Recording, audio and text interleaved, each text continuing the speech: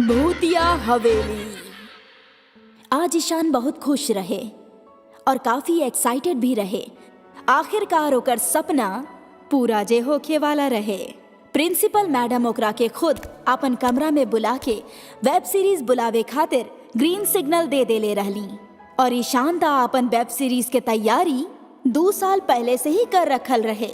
Web series के कहानी, hero, heroine और यहाँ तक के कैमरामैन सब कुछ रेडी रहे। बस जरूरत रहे एगो हॉरर लोकेशन के, काहे कि ओकर वेब सीरीज एगो हॉरर स्टोरी रहे। झुनझुनवाला कॉलेज के सीढ़ी उतरत उतरत ईशान अपन मामा के फोन लगैलस। हेलो मामा जी, आज हम बहुत खुश बानी। फाइनली वेब सीरीज बनावे के प्रोजेक्ट हमके मिल ही गइल बा।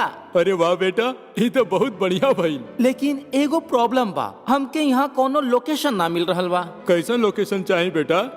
हमके हॉरर लोकेशन चाहिए। ऊ अपन गांव के बाहर वाला पुराना हवेली बाना, वैसन लोकेशन चाहिए। ईशान, तू पागल हो गई बड़ा का? ऊ हवेली के नाम भी मतलब ऊ हवेली मनहूस बा, भूतिया बा। अरे मामा जी, हम ई बतावल चाहत बानी कि ई भूत प्रेत कुछ ना होखेला, ई एगो बहम बा। नहीं बेटा, वहाँ जाए में खतरा बा। अरे मामा जी, रउआ हमके बस एक बार हवेली में जाए के परमिशन दिला दी। अगर हमके वहाँ कोनो खतरा महसूस भइल तो हम आइडिया ड्रॉप कर देब। बहुते मनावे के बाद मामा जी ईशान के केवल दिन में हवेली में जाए के परमिशन दिला देवेले और आखिरकार ईशान अपन पूरा कास्ट एंड क्रू के साथ रायपुर पहुंच जाला। देखा ईशान, तोहके जितना भी शूटिंग करे के बा उ दिन में करला और शाम होखला के बाद हवेली से बाहर आ जाइह। जी मामा जी। ईशान अपन पूरा टीम के साथ हवेली जाए खातिर निकलेला। ओकर बाद एगो सुनसान जंगल के बीच बनल पुराना हवेली के सामने उ पहुंच जाला। वाओ ईशान, का लोकेशन बा। ईशान, लोकेशन तो एक नंबर बा। अरे तू मामा जी से झूठ काहे बोलला? हमनी तो अपन शूटिंग रात में करे वाला बानी ना। मामा जी से झूठ ना बोलती तो हमरा के भूतिया हवेली में कबो आवे देते का? सच में ही हवेली भूतिया बा? पता ना यार, लेकिन बचपन में हमनी के हवेली रानी रूपवती के कहानी सुना के डरावल जात रहे। कहल जाला कि ई हवेली में रानी रूपवती के भूत घूमेला, लेकिन हम तो आज तक कबो भूत नहीं देखले। शायद आज हमनी के रानी के भूत के दर्शन हो जाए। ईशान के बात सुन के सब लोग हंसे लागेले और हवेली के अंदर चल जाएले। हवेली बाहर से जितना खंडहर जैसा नजर आवेला, अंदर से उतना ही खूबसूरत होखेला। हवेली के खूबसूरती देख के सबके होश उड़ जाला।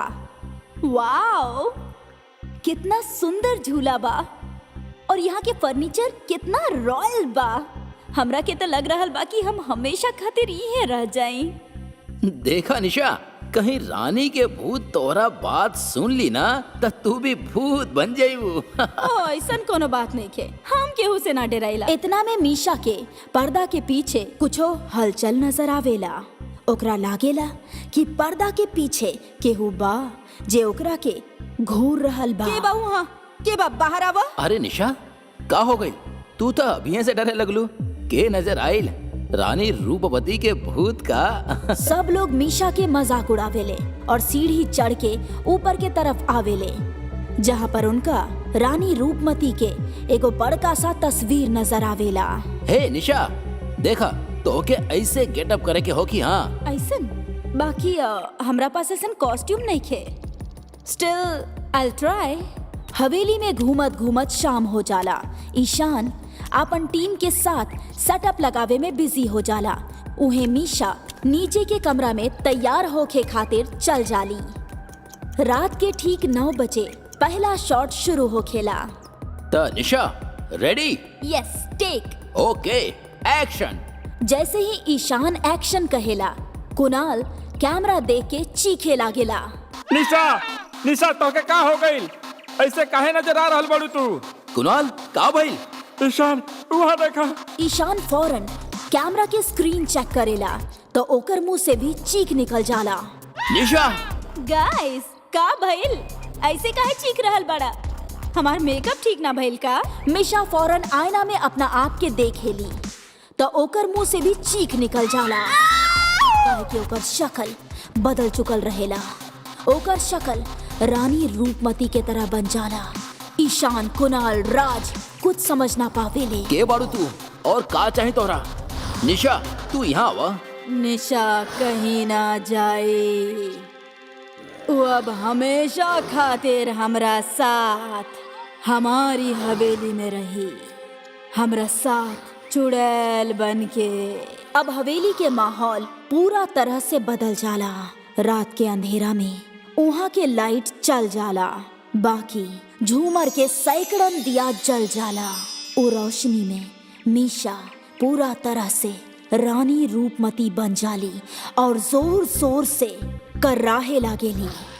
हेने ईशान और ओकर दोस्त डर के मारे हवेली से भागे की कोशिश त करेले, बाकी चुड़ैल सब दरवाजा बंद कर देवेली। यहाँ आवेले त अपन मर्जी से, बाकी जाएले हमार मर्जी से। हम हवेली के रानी रूपवती बानी। ई हवेली हमार बा और हमार ही रही।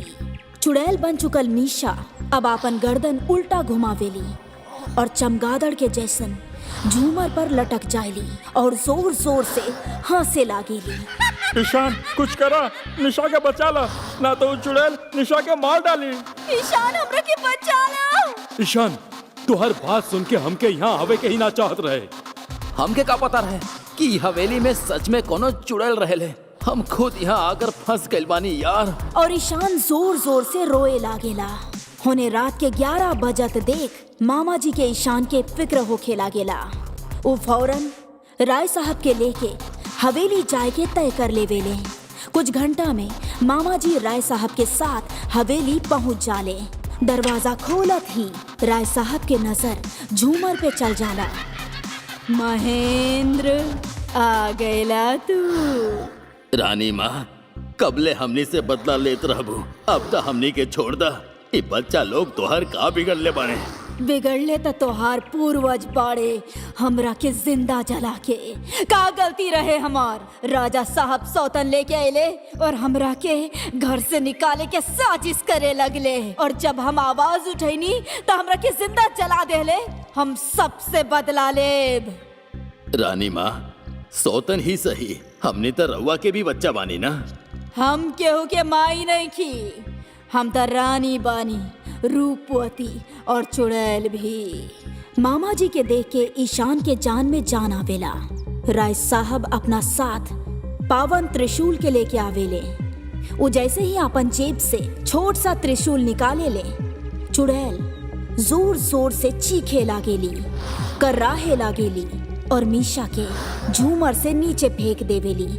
राय साहब फौरन आगे बढ़ के ईशान से कहेले, ईशान, ये त्रिशूल तुरंत निशा के माथा पे लगा दो। ईशान राय साहब के कहला मुताबिक फौरन मीशा के माथा पर वो त्रिशूल लगा देवेला। जैसे ही मीशा के माथा पर त्रिशूल के पावन स्पर्श होखेला, ऊपर बैठल चुड़ैल धड़ाम से जमीन पर गिर जाली और उन्हें भस्म हो जाली। मीशा के काफी चोट लागल रहे। ईशान मीशा के संभालेला। कौनो तरह से सभे लोग जान बचा के वो हवेली से निकल जाले और फिर एक बार भूतिया हवेली के दरवाजा बंद हो जाला, हमेशा खातिर।